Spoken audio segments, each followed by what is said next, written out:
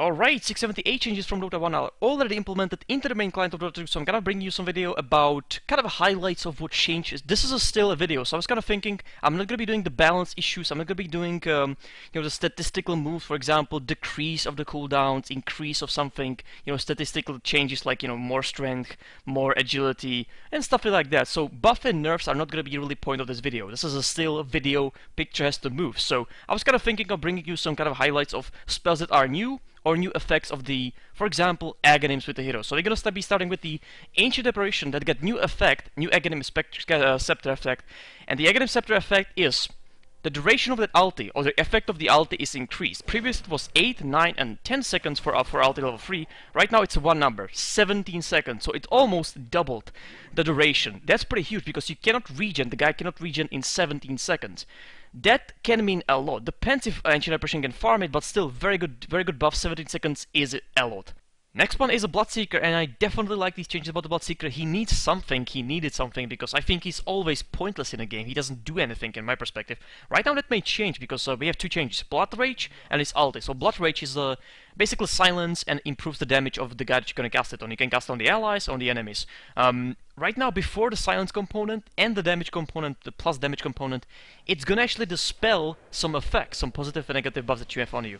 So right now I dispelled Ghost Captor. That's pretty huge if you are hunting some certain support. You can just dispel the Ghost Captor, hit him a few times and kill him. It works in the other hand too. You can dispel some slow, for example, from a TA traps or stuff like that, like Diffuser. You can actually dispel just from casting Blood Rage on you. That's pretty huge. Now the ulti, that's even better. Right now, one thing they changed. The HP damage is not magical anymore. The damage is HP removal source. What it means, it actually goes through magic immunity, which means BKB, Lifestealer could be in rage. It still is gonna affect him, and that's pretty good change, I think, for this hero. Next one is a Cloak, and definitely very played hero, even competitive. We saw him at the qualifiers, very much played. The change is power clocks are no longer affecting magic immune units, so they're not going to be pushed if they had magic immunity on. So it can be Lifesteal Rage again, BKB from any like jumping in hero, which is huge, like Akasha, Storm Spirit jumping in. They are not going to be affected if they have, of course, BKB, which they will have. Trust me, they're not going to be affected by these cogs, so it's not going to be that annoying to actually fight against this hero. That's a pretty big change, I feel. The next hero is gonna be Dazzle. This is kind of a change that was already, I think, happening in Dota 2. I think with the Omniated Repel, but basically that's what it is. His Shallow Grave can actually go through magic immunity of your allies. So you can actually buff them in a BKB or in a magic immunity, like for example Lifestealer is. That is the only change, kind of just like saying, yes, that's how it's supposed to right now work. It was already working like that in Dota 2, I feel, in some cases. So next one is a Doom, and we have two things, and they are big, huge things, huge upgrades. So Doom itself, without any Aghanim upgrade, can do this. If you have heroes like Lifestealer with a Feast, which is a passive lifesteal, or you have a PL, which has a passive creating illusion juxtapose, Doom actually, other than disabling the active effects and items, is going to disable some passive effects. So it can be, for example, Lifestealer cannot lifesteal, and PL cannot create illusions from right now hitting. That's huge. So in the duration of Doom, none of these passive are working. There's additional thing with the Aghanim.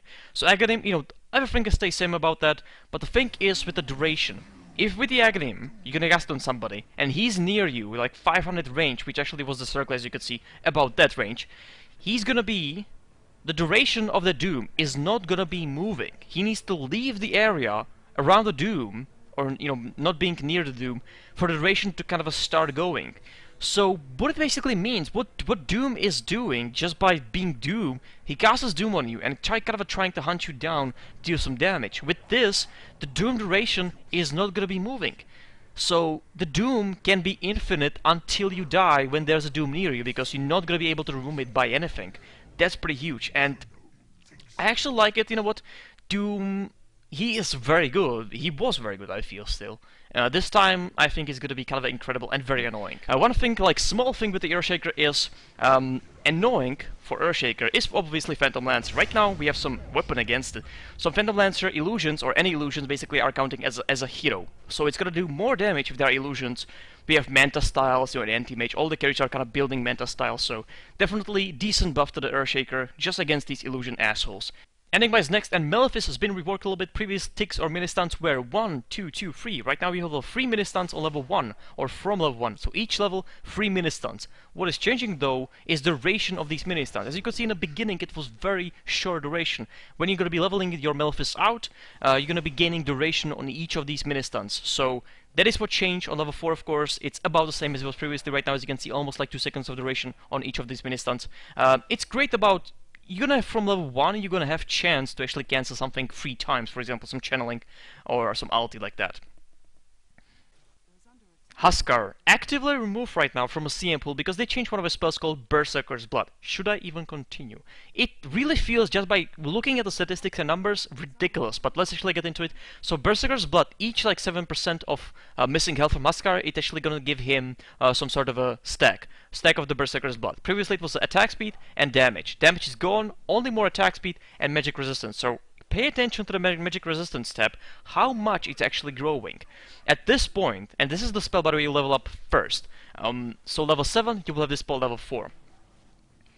I don't think you need to care at that point for any spells, because having 80% or 70 to 80% plus magic resistance, no other hero can actually have these numbers. There's nothing like that like Huskar right now, that have just from playing Huskar like he should be played, like receiving damage and stuff like that. No hero will have these type of advantages as a Huskar does, so it's kind of perfect because that was his weakness. Going in, you know, receiving a lot of damage but dealing incredible damage, he was easily stunnable. One stun, one nuke, he was dead. Or, you know, big ulti like Lina ulti, Lion ulti.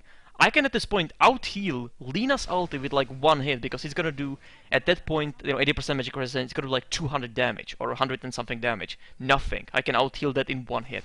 That's pretty incredible, and I think it's too much. Just on the paper, it has to be too much right now. Scar is Lone Druid. Finally, we have the change that I think makes sense. So Armlet right now is decreasing or taking whatever you want to call it, HP from a hero. 40 HP per second. Will it still be used? Maybe. Will people kind of like just work with it, like disable it, activate it?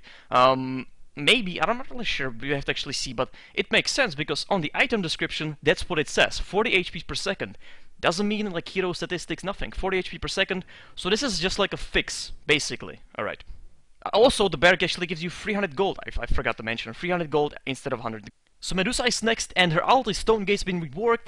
At any point in a 6-second duration, they're gonna look at you, they're gonna be slowed, movement speed slowed by 50%, and their turn rate is gonna be slowed by 50% too. There's additional thing right now with if they're gonna look at you for 2 seconds in the duration of the ulti, so in those 6 seconds, 2 seconds only look at your direction, they're gonna be turned into a stone.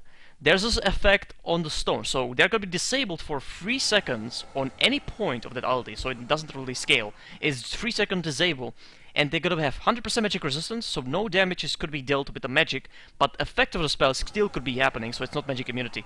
Also, there's more physical damage dealt when they are disabled like that.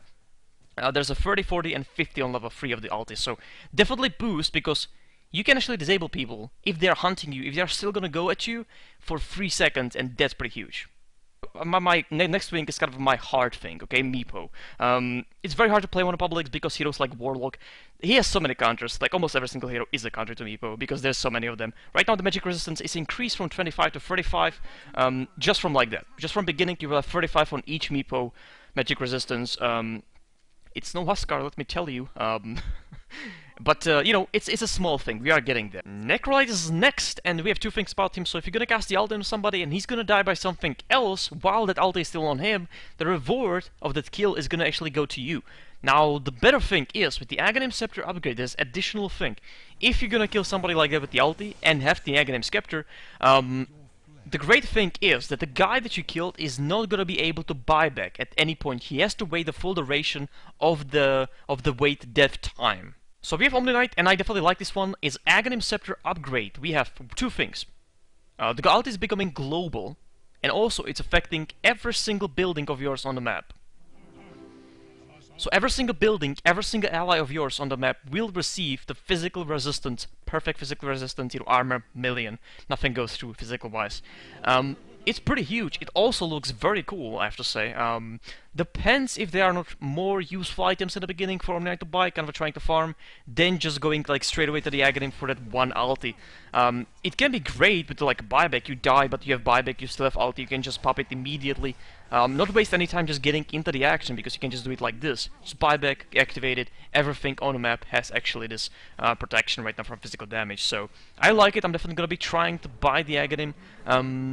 Of course, depends. I would like to actually right now get the farming Omni Knight going, so I can kind of try like mech and the Ganem. I think it's going to be pretty huge. We have Root Master, next one.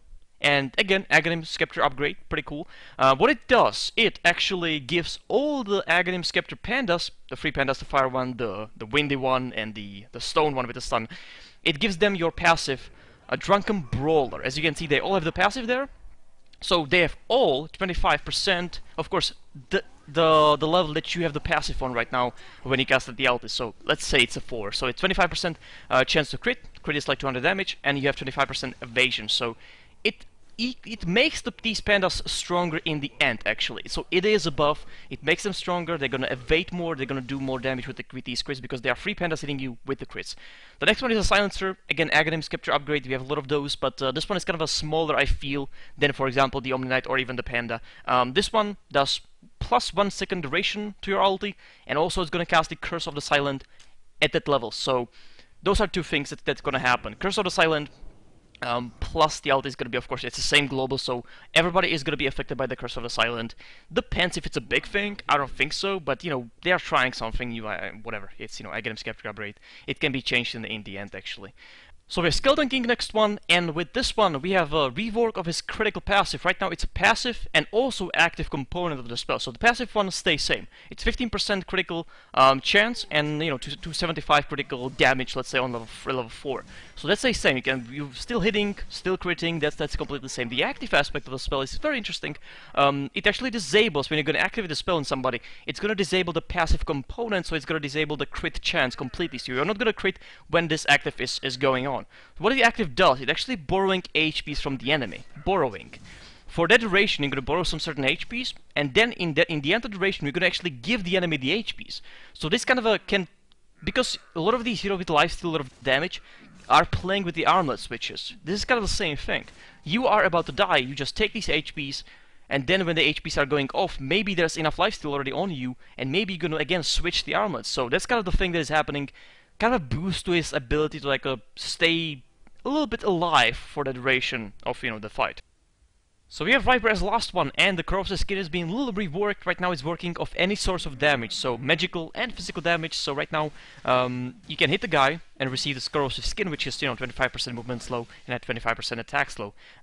Previously that was it. That was the spell. Right now it's working off the spells too, so you can cast a spell on him. Anything that damages him is going to activate the corrosive skin on you. So, you know, that's a pretty good buff, I think, for the Viper itself.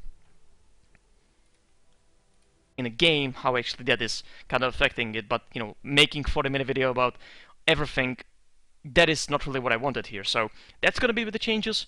And also, I should mention, they added a lot of heroes into the CM pool. That's pretty big. They added Centaur Warchief, they added Legion Commander, of course in Dota 1, and Ember Spirit. So all the heroes, all the 4 heroes from the 2011 Christmas patch, which was a Goblin Shredder, Legion Commander, Ember Spirit, and a Skywrath Mage, are already in Dota 1 CM pool, which is very cool. Also, what it means is a lot of people are kind of complaining like they're not going to be releasing any heroes because there's International.